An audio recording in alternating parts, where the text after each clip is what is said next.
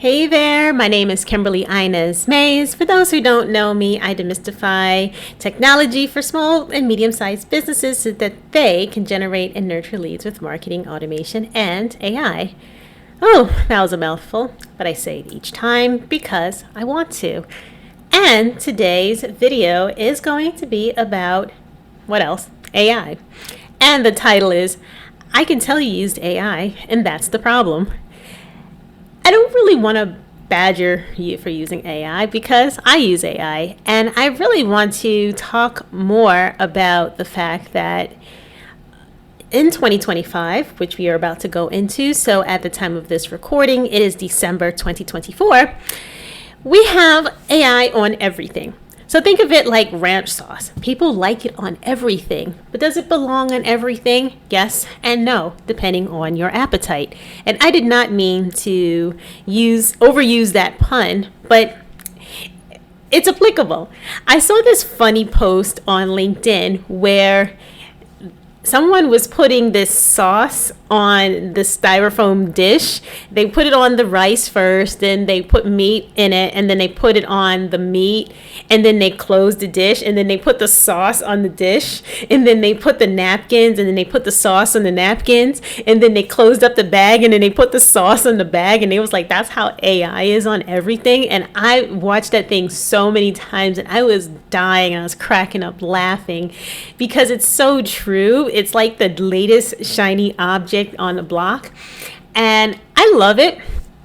Don't get me wrong, I really love it because I'm a technologist. Why not? But here's the thing: it's like the marketing foundations still matter, because at the end of the day, I still see the same stuff over and over. And what I want to talk to you about is a little thing called segmentation and personalization, and why those things still matter. It's about knowing your audience, of course, and it's about knowing what resonates and what doesn't resonate. And the only way you can really tell is by paying attention. Yes, AI makes it easier for you to pay attention, but you also have to pay attention to what the AI is telling you about your audience. You can't leave your decision making to your robot friend. You have to also take its advice and then also validate its advice, because AI also hallucinates. So you also have to insert yourself into the loop at some point. But if you're a small business, you may be thinking, okay, well, I don't have a list of 1 million people, Kimberly. So how do I really personalize my marketing? Well, you can start by using their first name. I know that is the fundamental thing that a lot of people really miss in their emails. I'm surprised how many emails I sign up for, and it's like the one thing that they are missing with me is just my first name, or just telling me like how I signed up for the list in the first place, or just acknowledging what I've signed up for, or giving me the thing that I've signed up for in the first place. Or, there's so many like missing gaps in the funnels itself. And I can tell when copy has been written by AI. I can tell when stuff has been produced by AI. I just feel like it's a panacea, and I feel like now we are getting so much content, but I could tell when it has not been thoroughly vetted. And I'm not here to really put anyone on the spot, but I am here to say that if this is you, you may want to take a closer look. And I've been guilty of this. I've been guilty of like those late nights where I'm just like, you know what, I feel a bit lazy. Let me just pop this in and just copy and paste, and I'll deal with it tomorrow. And then what happens tomorrow, you get busy. So I'm definitely guilty of this sort of thing. But if this is the landing page, for example, for your main program, or for your course, or your main funnel, or that thing that you want to drive traffic to, and you haven't really done the work to understand who you're talking to, their pain points, their wants, their desires, the outcome that they want, and you haven't put in the work to supply the large language model with the context, you're going to get something that falls really, really, really flat. And I think a lot of times people think that this is okay because they have the personality to back it up, to supplement or to make up for it. So here's where I'm going with this, and this is going to ruffle some feathers.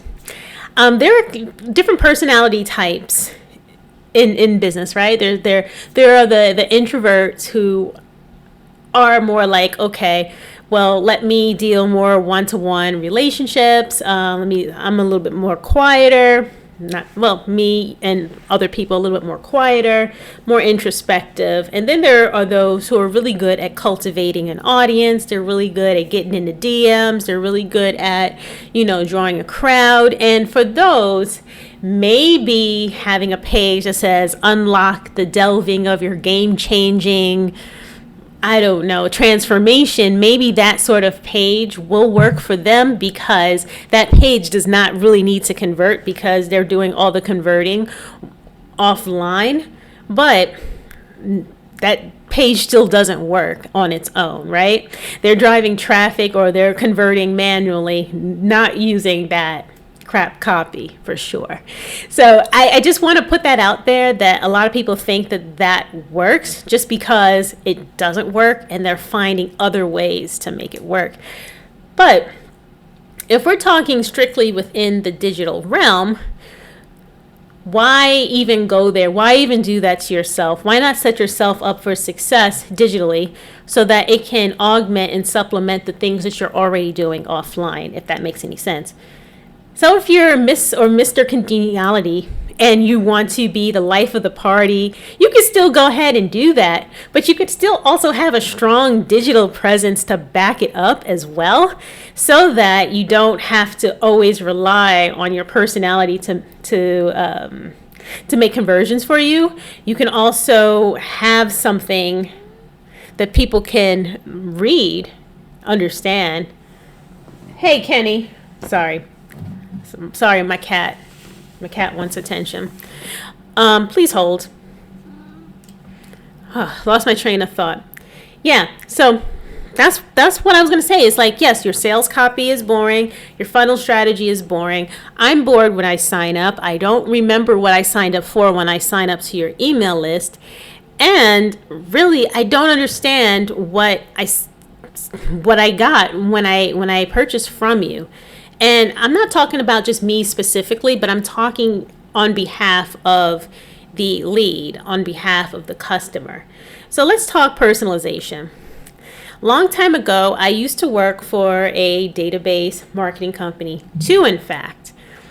And, they've been sold and restructured many times over. So if you go look them up, they probably have been renamed to different flavors. But the idea was that they had large databases of people, activities, purchasing, histories, you name it. It was actually a little creepy. So they knew demographic data, psychographic, household, income, purchasing. The list goes on and on. And what we would do is we would key it off of certain factors, and then we would tie it to an email address. And then what we would do is we would target certain pieces of content for that person so that they're more likely to click on it because they meet that criteria. Let me give you an example.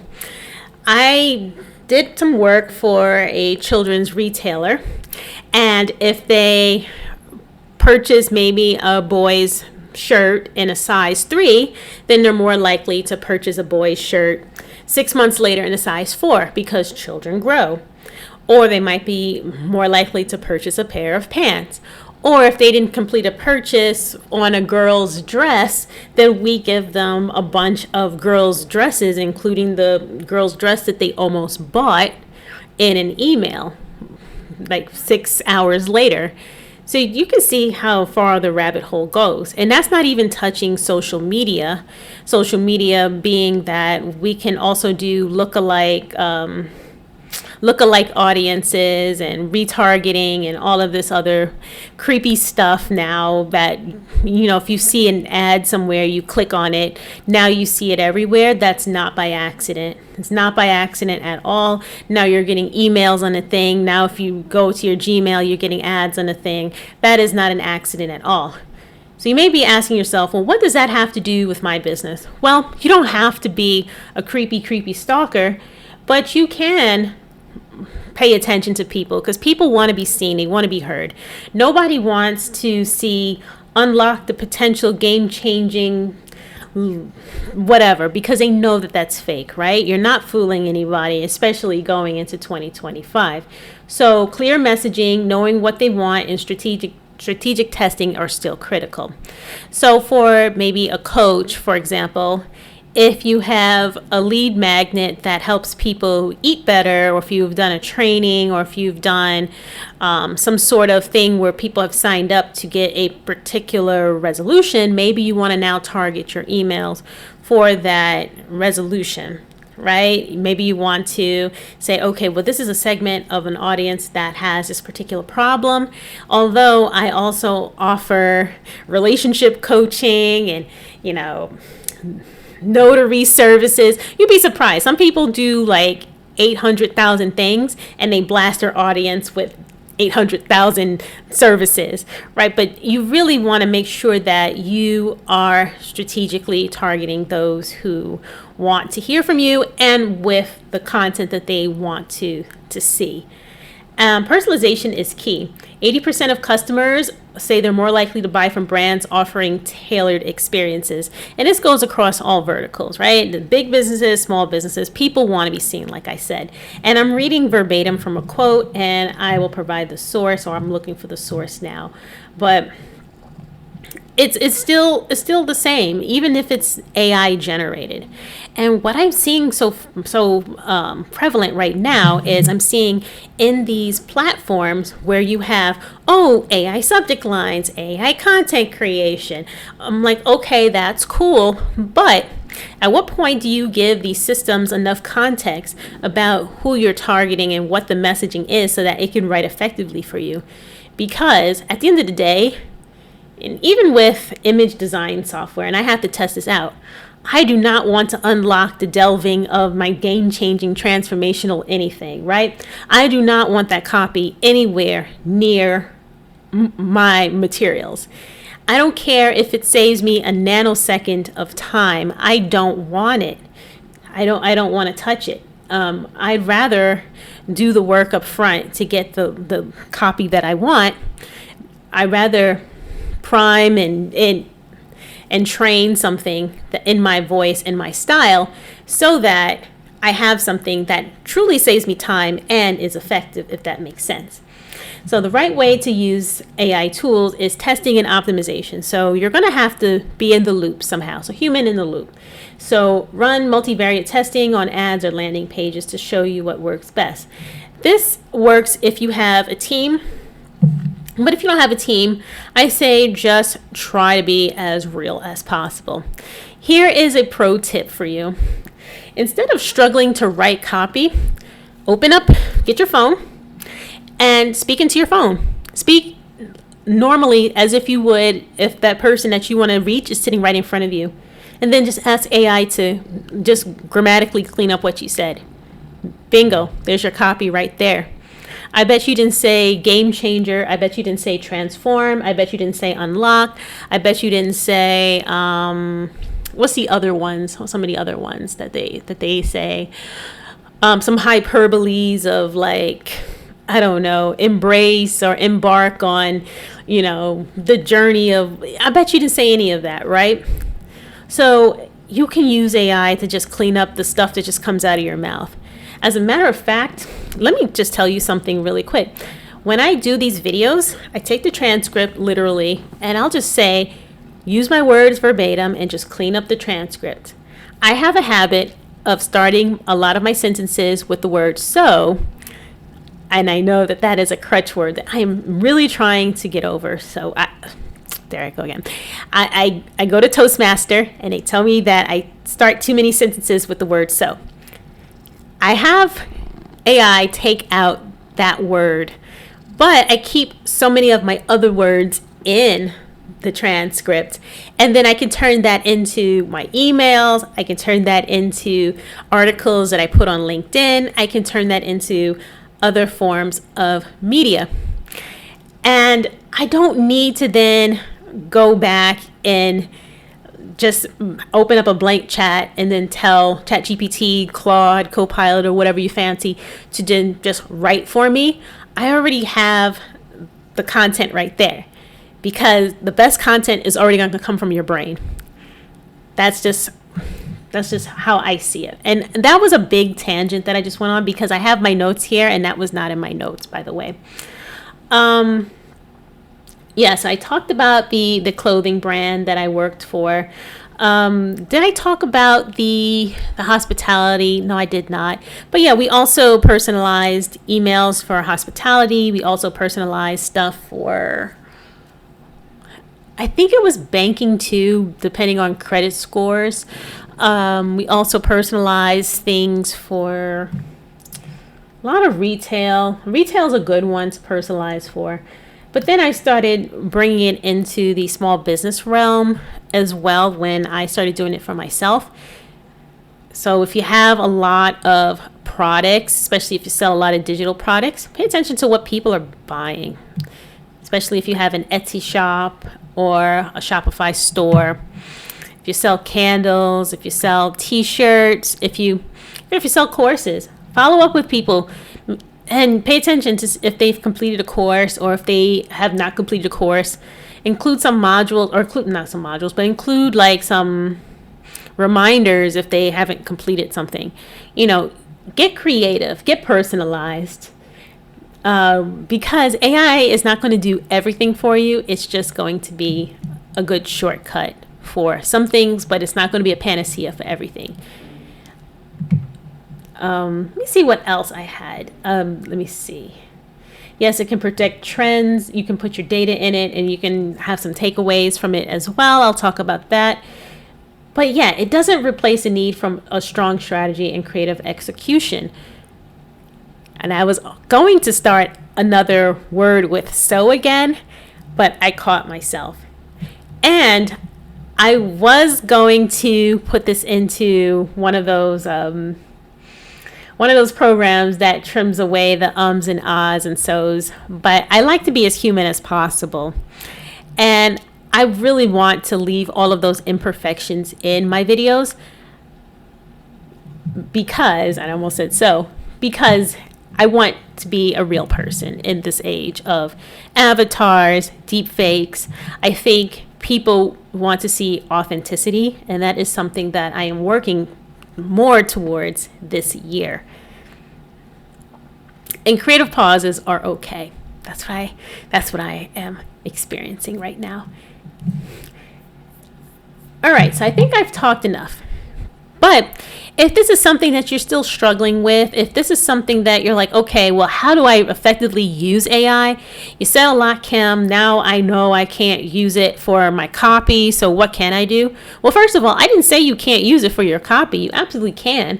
You absolutely can use it for your funnels. You absolutely can use it for your marketing. You absolutely can use it for like literally everything, including your voice of customer, including your customer research, including your customer avatar. You can use it for literally everything. I've cloned my voice. I've cloned my likeness. I've used it to create images and videos. So you can use AI. You can use automation. You can use it for funnel building. So I never said that you can't do these things. And I'd love to teach you. And if you want to learn, I have a whole academy that I've built so that I can teach you. And you can start where you are. You don't have to be some sort of tech guru. You don't have to be some sort of sage to know how to apply this effectively for your business. And you'll stand out because I'll teach you ways that will make you authentic, that will make you stand out above those who just have some cookie cutter thing that they've written using somebody else's prompt, and they just copy and paste and good to go, right? And I'll also show you how to use it within the realm of the tools that I've already used in business. CRMs, funnels, landing pages, websites, because those things are still a thing. Those things still work. And you can still do direct outreach. You can still do relationship marketing. You don't have to abandon those things. But you still need a strong digital presence as well. And I'd love to teach you that. In the Automated Thought Leader Academy, that is where you go at your own pace. You have access to me all month long, and then twice a month we have Q&A sessions. So you show me what you're working on, you get your questions answered, and you have short videos that explain how to do a lot of little things so you get results right away. You save some time and you don't get overwhelmed. And that's really all I gotta say about that. So details are wherever this is posted, and hope you got something out of it. Oh yeah, I forgot to say my spiel about putting the hashtag live or hashtag replay, but of course the video's over now, and I want to take a sip of water. But yeah, go ahead and ask me any questions. Ask me anything. I'm an open book. I will respond to everything. And as always, if you have any questions, please leave them in the comments. And it was a pleasure. I will speak to you next time. Bye.